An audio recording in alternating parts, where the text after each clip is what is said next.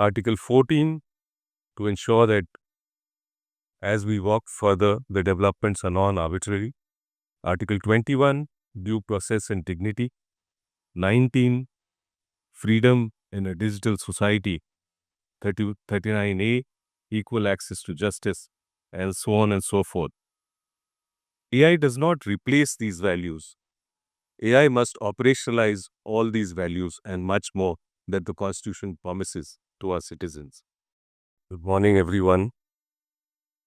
Saturday morning is not in the time to start and gather good number of people, but I can see the house nearly full. This is all the good work of Vikesh and Shirish. Respected Mrs. Manmohan, Dr. Lalit Bhasin, Sri Sujit Kumar ji, and Dr. Shailesh Haribhakti. Friends, I want to just pick on one of the observations that Honorable Justice Manmohan made about the possible what we can look forward to in times to come in terms of technology aiding the justice delivery system, in terms that a lot of administrative work can possibly be supported by artificial intelligence. So I think in 2012 or 2013, Dr. Lalit Bhasin had taken a delegation of Society of Indian Law Firms to Dubai on the invitation of the Bar Association of the UAE and the DIFC. I happened to be a part of that delegation at that time to assist the Indian side. As a part of a 4-day itinerary, one of the engagements was to visit the local courts there, the Dubai courts.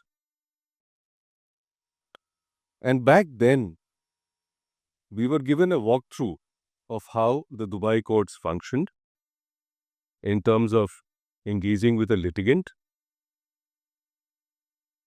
Online filing was obviously there at that time, but they had a very unique system of managing the administrative side of flow of a case, where litigant could come, walk into the premises, use a kiosk, generate a petition based on the facts that the litigant had,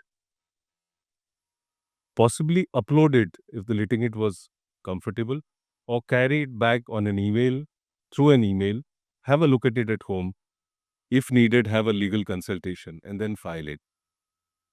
From then on till the culmination of the case, the entire process was mapped through a procedural order, much like what we see in the arbitration cases in ICC and so on, where dates were allocated for each and every step. And all the milestones which did not need a judicial hearing in terms of submission of the petition, analysis of the petition, issue of notice, submission of evidence, all of these were done administratively online using technology. Date and time was scheduled for judicial hearings based on the case. The Dubai courts had a CEO who gave us the presentation and walked us through. And his numbers that he conveyed to us, that the error of margin was 10 minutes of the time allocated for the hearing, sir. 10 to 15 minutes. And there was an in and out time as well, how much time is allocated for the hearing that a respondent or a petitioner would get. And they had to complete within that time band and submit everything they had to say by way of written submission. And their experience was that they're able to keep the life cycle of the litigation as scheduled and planned. Well, in 2012, it was quite an eye-opener at that time that, can we really have a system like this in India? And I must admit that under the aegis of the Honorable Supreme Court, a lot is moving in that direction. So I just thought I'll add and share this experience in light of the observations made by Honorable Mrs. Banwal.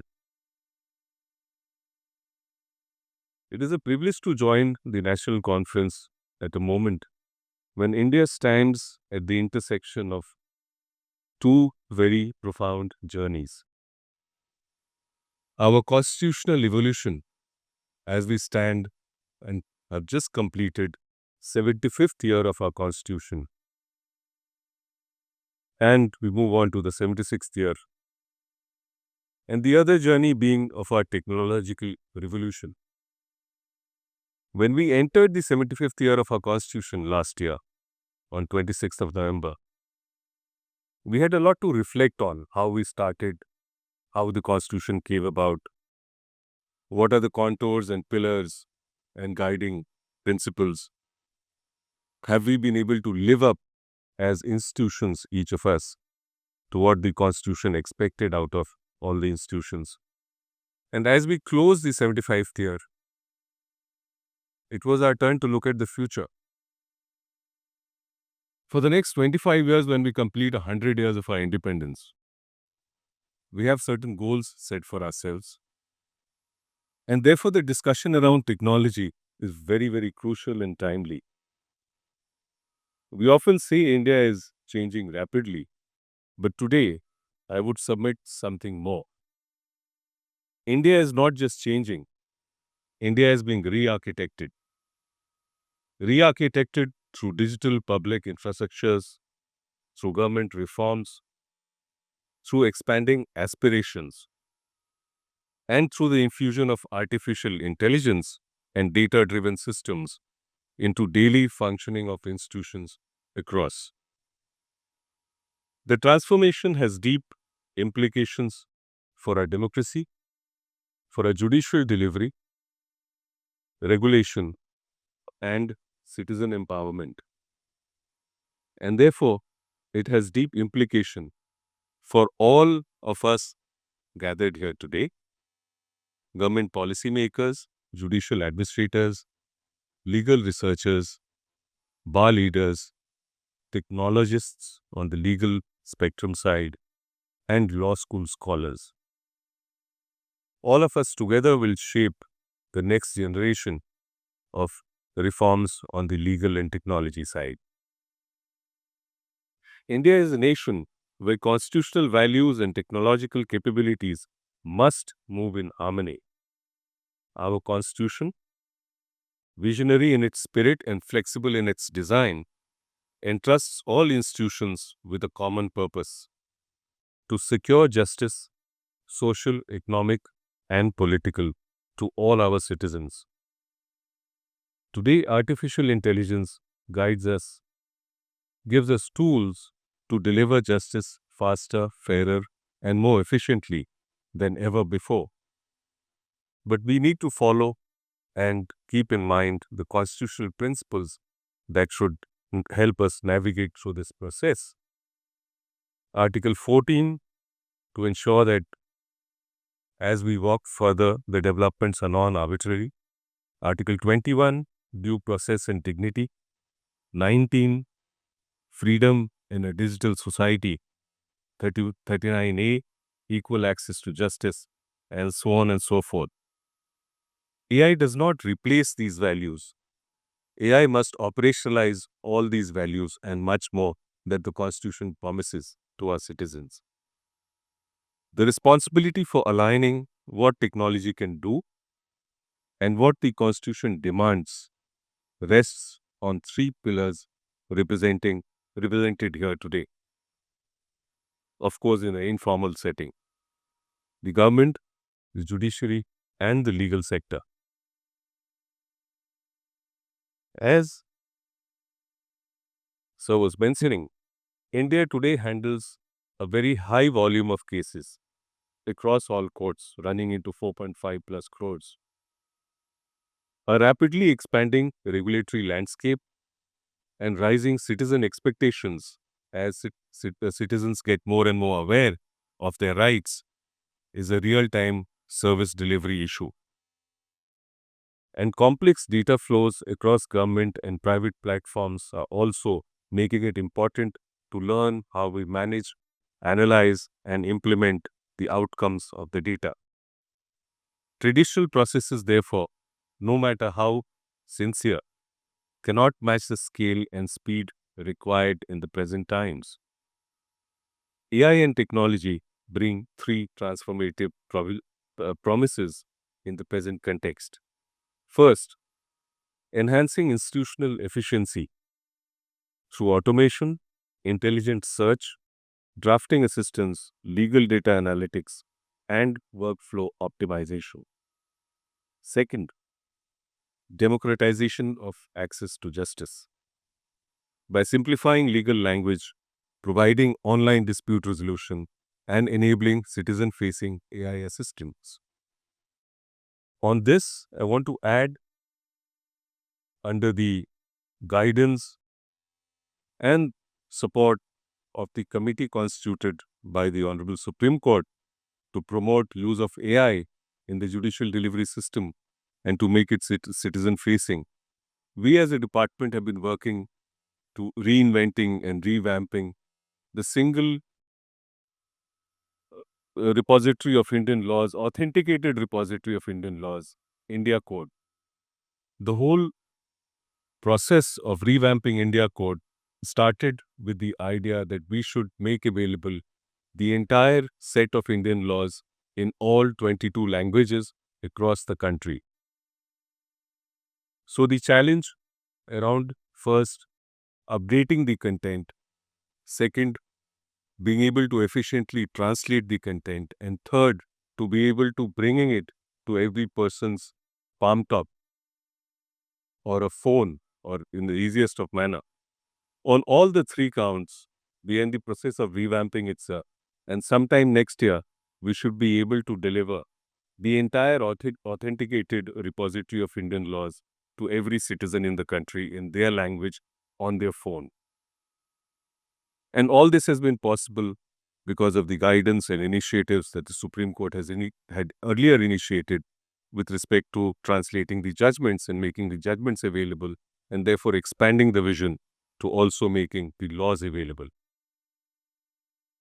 The third issue that I wanted to refer is improving the quality of laws and governance by helping policymakers detect inconsistencies, stimulate regulatory impact, and strengthen public consultation processes. These are not futuristic ideas. They are realities already unfolding as we speak.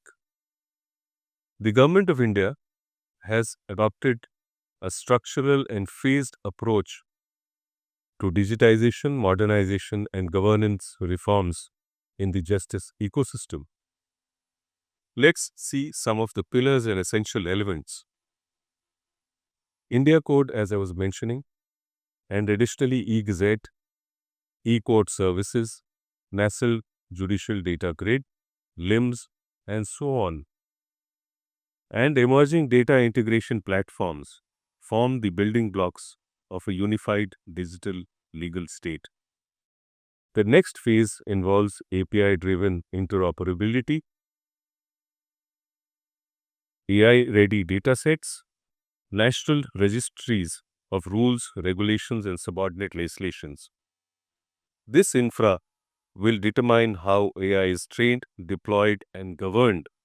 As again was mentioned earlier, that AI would behave on the kind of exposure it gets, the kind of data that is fed into the AI. So we need to be very critical and mindful that we feed in the correct data and create a correct, appropriate environment for ourselves, not to borrow what AI modules directly from outside, where biases in other parts of the world can creep into our systems as well.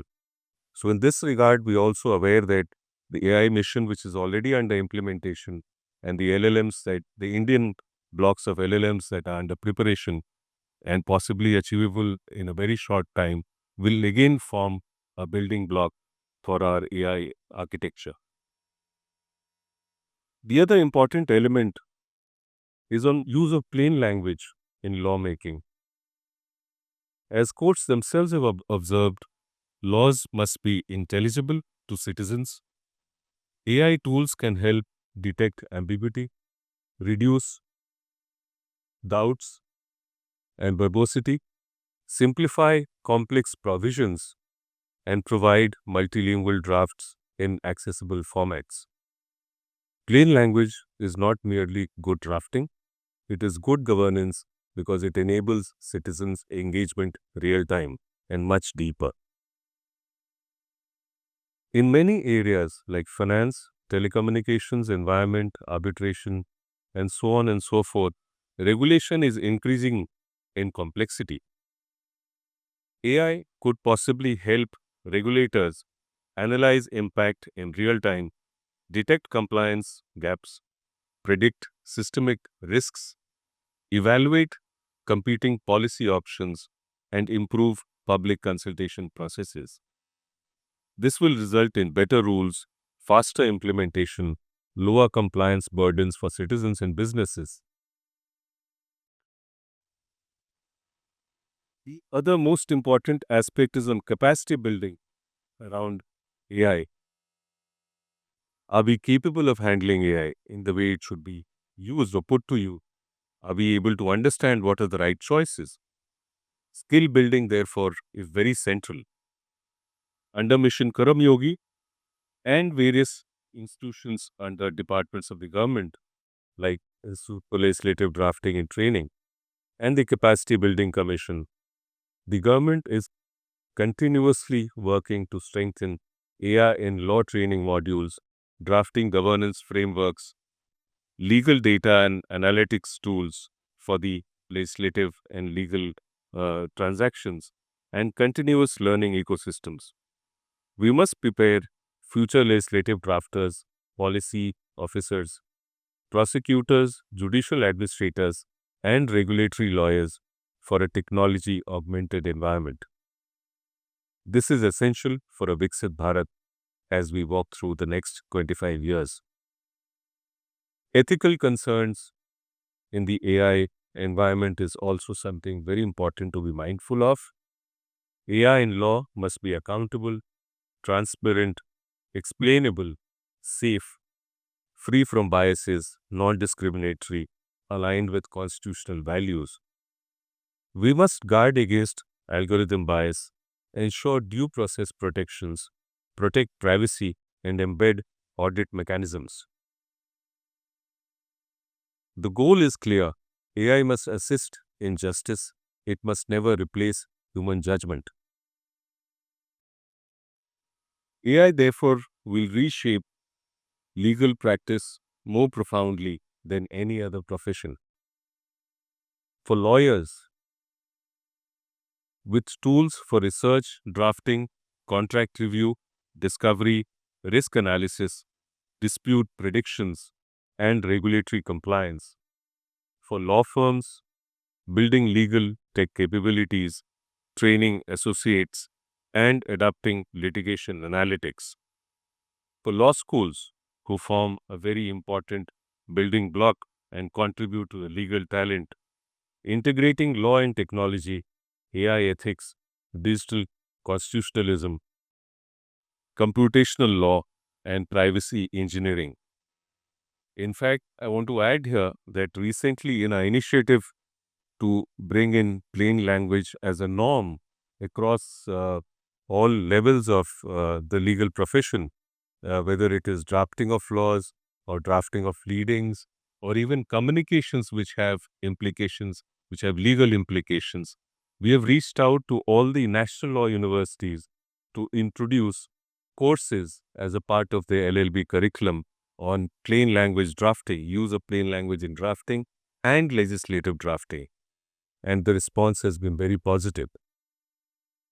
So very soon we should possibly be seeing plain language drafting being taught as a part of the curriculum in the law school itself, and therefore giving us a very capable set of lawyers and legal professionals who by default are used to drafting in plain language. For public legal services with AI support, AI-enabled help desks, chat-based legal assistance, and simplified rights communication frameworks.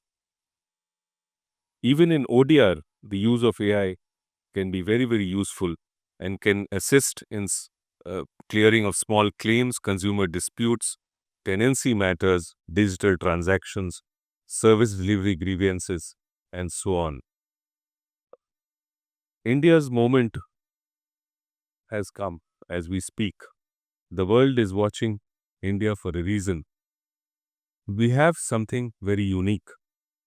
1.4 billion people, a young, skilled workforce, digital public infrastructure unmatched globally, a culture of frugal innovation, and most importantly, a constitutional vision deeply rooted in justice, equality, and inclusion. This makes India the ideal laboratory for AI-enabled justice systems that are scalable, ethical, multilingual, diverse, and rooted in constitutional morality. As we move towards Viksit Bharat at 2047, the justice and legislative ecosystems must stand at the forefront of national transformation. AI must move forward, but in its direction must be guided by the Constitution, as I mentioned earlier. The future of an AI-driven legal system will be shaped not by any single institution, but it will have to be shaped by a triangle of trust of the government, judiciary, and the legal sector.